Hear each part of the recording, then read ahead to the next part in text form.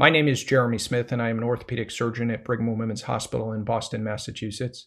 Today, I will be speaking to you about our JBJS publication titled Correlation Between Patient-Reported Outcome Measures and Health Insurance Provider Types in Patients with Hip Osteoarthritis. Patient-reported outcome measures are used in numerous ways, including informing patient care, health policy, and payment decisions. And yet, not all patient groups are equivalent. And we believe that understanding differences in baseline PROMs among different populations may help guide the optimal use of PROMs. The purpose of this study was to evaluate variations in baseline PROMs scores in patients with different insurance types using a single diagnosis of hip osteoarthritis. One of the fundamental issues we had to understand with this study is that insurance type in and of itself is not an independent driver of baseline PROM scores variations, but rather a proxy for multiple other factors that do impact health status.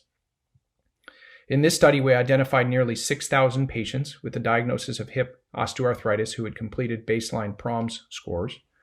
These were divided into 5 insurance groups. Those with commercial insurance generally had higher baseline PROM scores, and Medicaid had lower.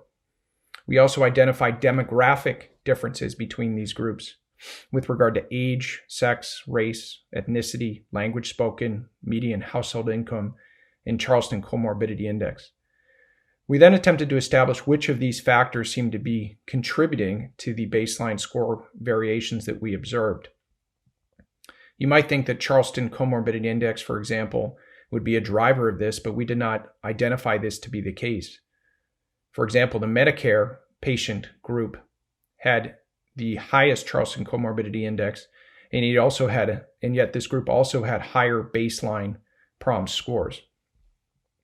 We concluded that the likely cause of the observed score variations is multifactorial, and factors such as socioeconomic status, health literacy, social determinants of health are all wrapped up into patient insurance type and groupings. And these are the potential drivers of the observed baseline score variations.